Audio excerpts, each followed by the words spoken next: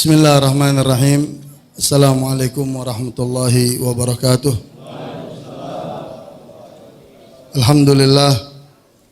Alhamdulillahilladzi khalaqal mauta wal hayata liyabluwakum ayyukum ahsanu amala. Wassalatu wassalamu ala sayyidil istifa wa ala alihi ahlus sidqi wal wafa. Allahumma shalli ala sayyidina Muhammad wa ala ali sayyidina Muhammad. Yang sama kita hormati dan kita cintai Ketua daripada Khalifah Yayasan As-Sa'adah Akhina Fillah Al-Habib Ali bin Idrus bin Hashim Al-Attas Mata'anallahu bituli hayatih. Begitu juga yang kami hormati dan kami cintai. Dan saya mohon untuk bisa berdiri daripada keluarga syuhada karena permintaan daripada Habib Ali bin Idrus Al-Attas. Saya minta kepada saudara Ustadz Aksa untuk bisa berdiri. Ini permintaan daripada Habib Ali. Begitu juga ayah daripada Bapak Lutfi. Silakan berdiri. Begitu juga daripada Bapak Gaddafi, silakan berdiri. Begitu juga permintaan daripada Habib Ali Pangda sebagai pada saat itu menjadi pimpinan daripada Laksus Laskar diminta berdiri di depan. Begitu juga Buya Abdul Majid diminta berdiri. Nah, ini permintaan daripada Habib Ali bin Idrus bin Hashim Al-Attas.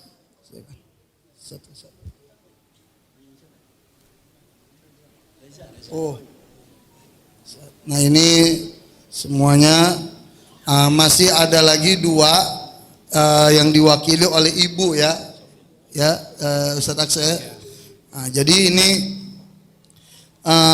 orang tua yang luar biasa yang saya muliakan, saya hormati, saya cintai, dan salam hormat, salam ta'zim kepada antum semua sebagai orang tua yang telah merelakan, mengikhlaskan anak antum untuk berjuang mengawal daripada anak cucunya Rasulullah sallallahu alaihi wasallam, yaitu Imamul Akbar Al-Habib Muhammad Rizik bin Husain bin Syihab. Oleh karena itu, ya semoga apa yang telah dilakukan oleh anak-anak antum semua selalu mendapatkan balasan yang setimpal dari Allah. Amin ya rabbal alamin. Nah, saya ingin sampaikan, saya tidak akan ceramah ya ikhwan. Di sini juga ada menantu daripada imam besar kita, yaitu Al Habib Irfan Al Idrus. Ya, begitu juga ada di sini Ketua Hilmi daripada DPP Pusat, yaitu Habib Ali Al Hamid. Ya, begitu juga perwakilan daripada DPD ada Habib Hazik ya. Begitu juga banyak daripada jajaran pengurus baik DPP atau DPD sampai ke DPW dan DPG. Saya tidak akan ceramah, saya ingin sampaikan beberapa hal. Sengaja saya suruh diri juga karena saya tidak mudah saat kejadian untuk menghadapi keluarga-keluarga almarhum yang ada ini. Jadi ceritanya begini. Ini cerita saya bisa pertanggungjawabkan. Karena cerita ini pun sudah dibawa ke pengadilan.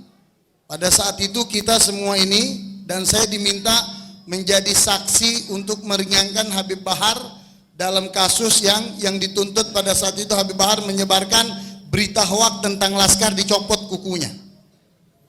Jadi pada saat itu saya diminta untuk menjadi saksi Habib Bahar. Karena saya tahu bagaimana detailnya kejadian demi kejadian, ya. Dan keluarga saksi ini enam-enamnya ikut pada saat itu ke Bandung. Nah, jadi yang pertama yang saya ingin ceritakan ini bukan hoak, ini nyata. Jadi agar rakyat Indonesia, khususnya pemerintah, aparat penegak hukum agar tahu bahwasanya Laskar yang dibunuh dengan cara sadis dan kejam, mereka itu adalah bukan teroris. Mereka adalah orang-orang baik. Bahkan mendapat predikat yang terbaik, beliau menjadi Laksus pilihan. Laskar terbaik. Menjadi laskar terbaik dari sekian ribu laskar. Laskar terbaik ke-6 ini. Pada saat kejadian, kebetulan saya hari Minggu, ya, hari Minggu itu kalau tidak salah tanggal 6 itu hari Minggu. Saya ada di Sentul pada saat itu hari Minggu.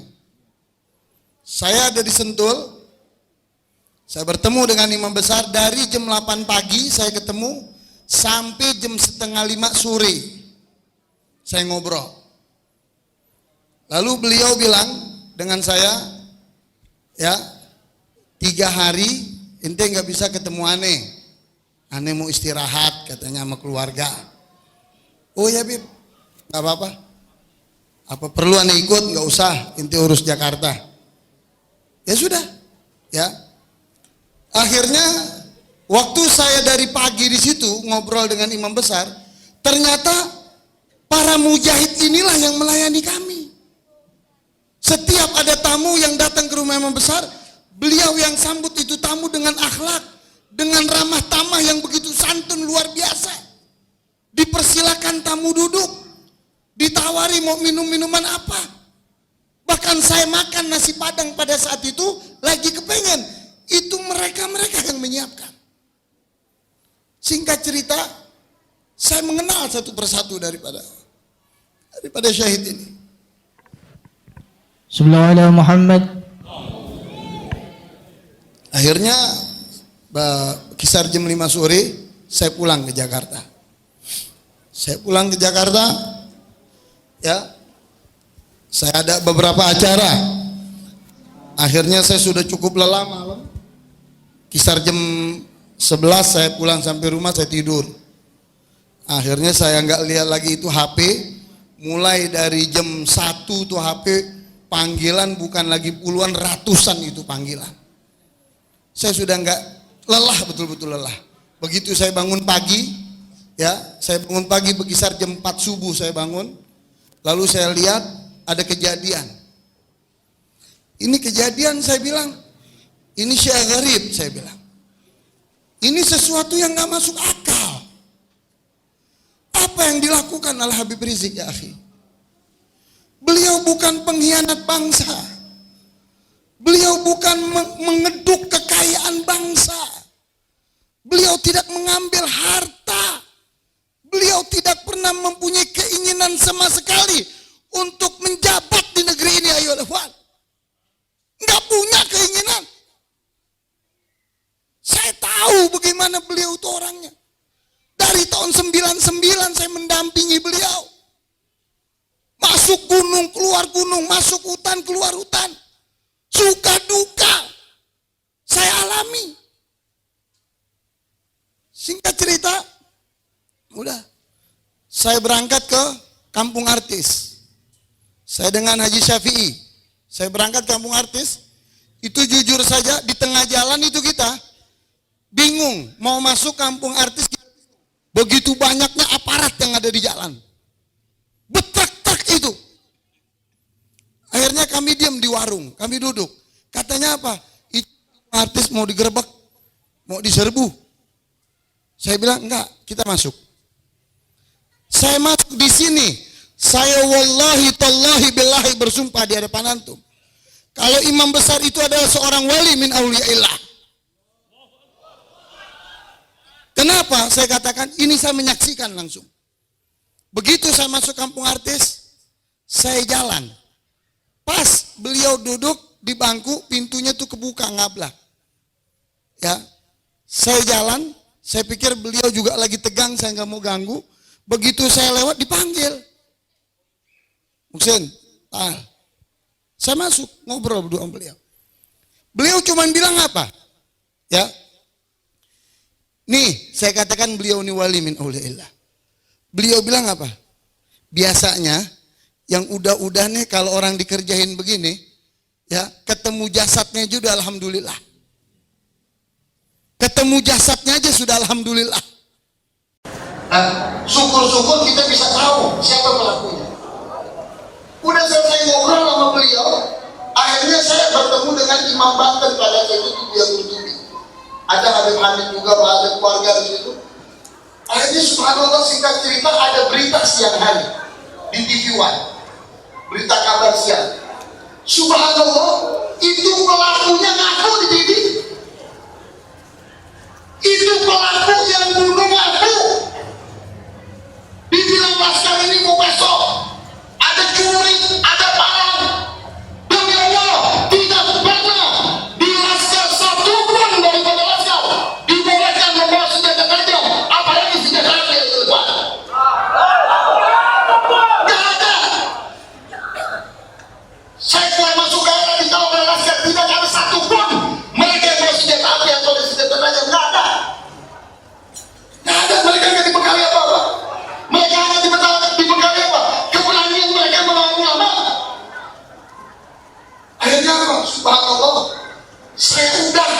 Begitu saya dengar berita, saya lari ketemu dengan imam besar. Saya bilang, itu ada berita di kabar TV One, pelakunya adalah pulang. Beliau sujud syukur langsung.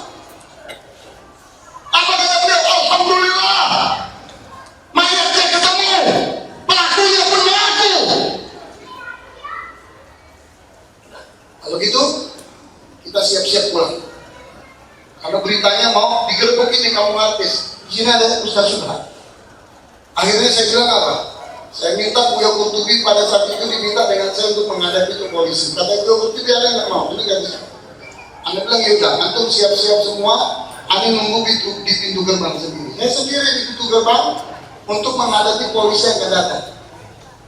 Akhirnya semua keluarga berkemas-kemas, semua ingin pulang ke Petamburan. Di sini juga ada Habib Irfan. Pada saat itu di dalam rombongan juga ada Habib.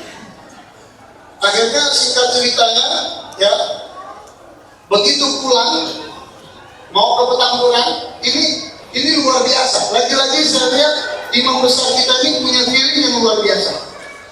Begitu mobil mau masuk tol Habib Ali, begitu mobil mau masuk tol, itu beliau berhenti di pintu tol. Berhenti di pintu tol, semua mobil tuh ada puluhan mobil berjajar berhenti. Rapat di mobil. Rapat di mobil yang diajak rapat pada saat itu, yang pertama beliau, ada istri beliau, ada cucu beliau, ada di situ Buya Qurtubi dan ada aneh di situ. Ditanya satu persatu. Pertama beliau tanya dengan Umi, dengan istri beliau, bagaimana nih kita ke Megamendung atau ke Petamburan? Umi jawab ke Megamendung. Saya memang dari awal minta agar dalam hati saya ini, cuma saya nggak berani ngomong. Saya kepengen Habib Rizik jangan ke Petamburan, ke Megamendung. Karena kenapa? Banyak kerumunan. Karena pada situ lagi kenceng-kencengnya sasaran beliau itu. Akhirnya udah ditanya ke Buya Qurtubi, gimana ke Megamendung aja Habib? Aneh ditanya, bagaimana ke Megamendung lebih baik? Ya udah, kalau gitu keputusan rapat ini luar biasa. Dengan waktu yang sangat dan amat sempit, beliau tidak mau meninggalkan rapat. Dahsyat, luar biasa. Kalau gitu keputusan rapat, Husein, aneh, keluarga, semua rombongan ke Megamendung sama Buya Qurtubi. Ente ke Petamburan sendiri. Tolong untuk urus di Petamburan keluarga daripada almarhum. Itu urus keluarga daripada almarhum. Dia tidak bisa bilang. Semua pulang ke Megamendung, saya sendiri ke Petamburan. Di Petamburan apa yang saya dapat? Ini orang tua masih ada di sini. Tidak mudah untuk saya menenangi keluarga daripada tangisan. Tidak mudah saya menghadapi keluarga untuk mendiamkan daripada tangisan. Ibu di antara mereka pingsan, sadar, pingsan, sadar. Bagaimana punya anak terbaik? Difitnah macam-macam, sudah dibunuh dengan cara kejam dan keji, difitnah. Akhirnya sudah, saya berusaha rangkul semuanya, saya bawa dari kantor ke dalam rumah. Akhirnya saudara semua keluarga sepakat bisa menerima apa takdir yang terjadi. Saya jelaskan, di situ juga ada yang bantu saya.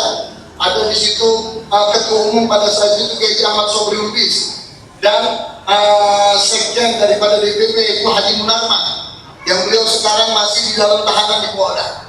Kita doakan agar beliau cepat bebas. Ini yang ingin saya sampaikan yang paling terpenting.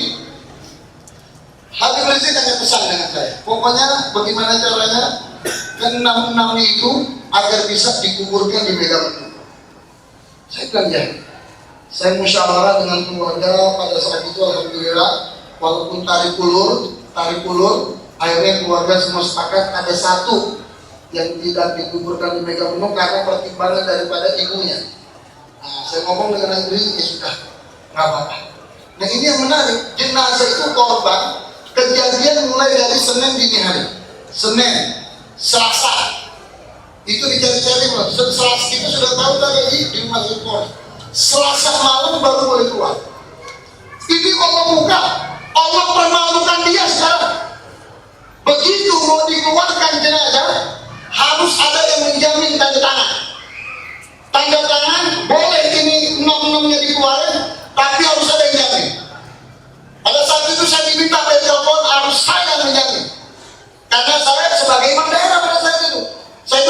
jamin mereka. 6-6-nya saya jamin. Apa? Ini jenazah tidak boleh dibuka petinya. Petinya nggak boleh dibuka.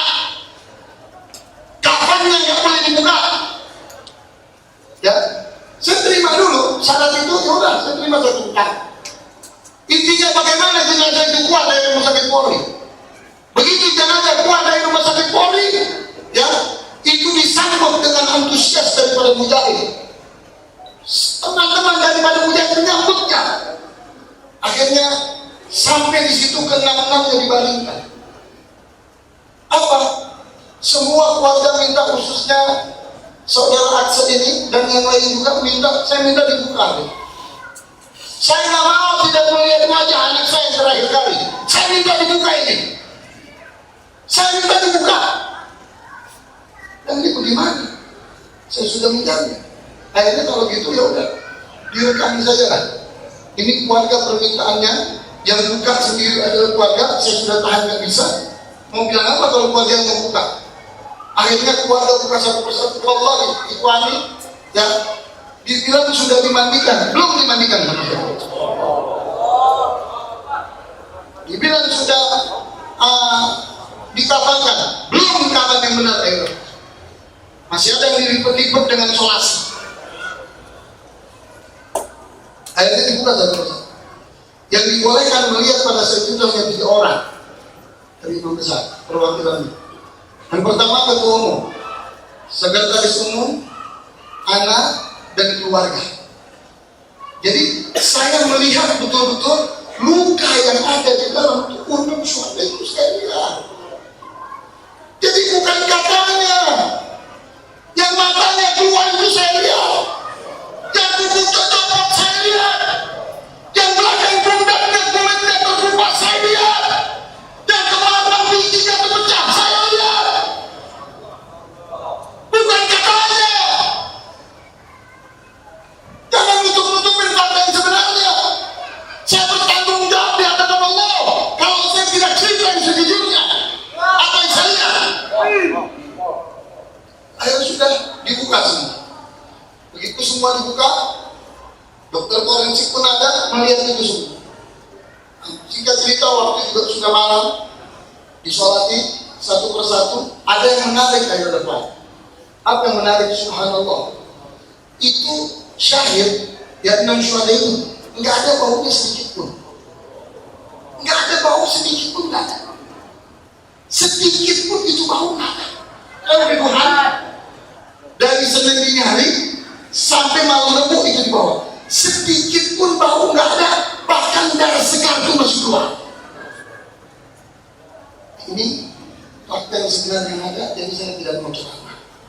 Ya, saya ingin katakan, hai pelaku daripada pembunuh daripada 6 syuhada ini, dalang para dalangnya, intelektualnya yang ada di belakangnya, yang memainkan skenario ini semua, cepat atau lambat kalian akan dibuka oleh Allah SWT. Cepat atau lambat kalian akan dibuka oleh Allah SWT. Allah unjukkan polisi dibunuh dengan polisi. Kasusnya itu sama seperti apa yang saya lihat. Tidak boleh dibuka peti mati, tidak boleh dibuka kafarnya, baginya. Begitu dibuka, kejadian lukanya sama. Bahkan yang namanya otopsi, diambil, dibelek itu perut, dibelek tubuh seseorang, harus izin dengan keluarga. Itu ke-6-6-nya laskar, itu diotopsi, dibelek itu. Dari mulai leher sampai ke bawah pusat itu sudah dipotong itu lapis.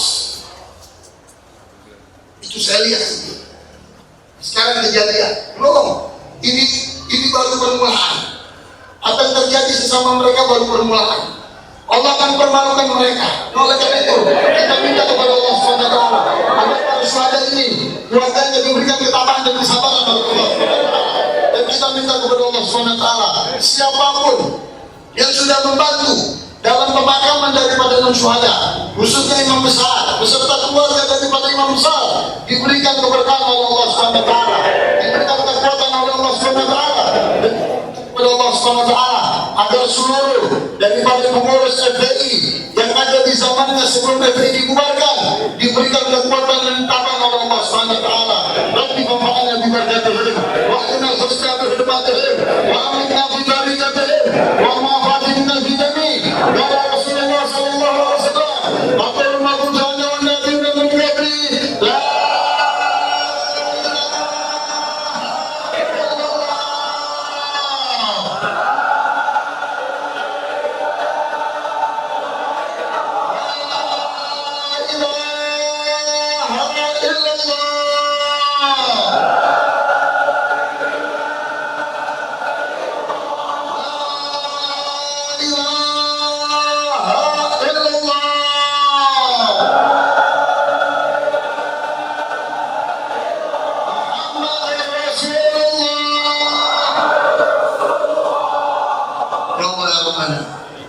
hidupkanlah kami dengan kalimat la ilaha illallah, matikan dengan kalimat la ilaha illallah, masukkan ke lubang kubur dengan kalimat la ilaha illallah, bangkit di padang mahsyar dengan kalimat la ilaha illallah, bersama ahli la ilaha illallah, di bawah bendera la ilaha illallah, yang mana bendera tersebut di tangan Muhammad Rasulullah.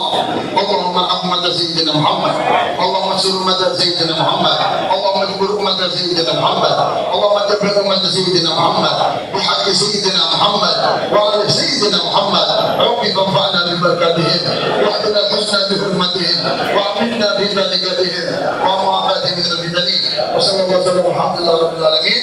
Wassalamualaikum warahmatullahi wabarakatuh. Untuk yang terakhir doa penutup daripada Habib Ali Bismillahir Fatihah.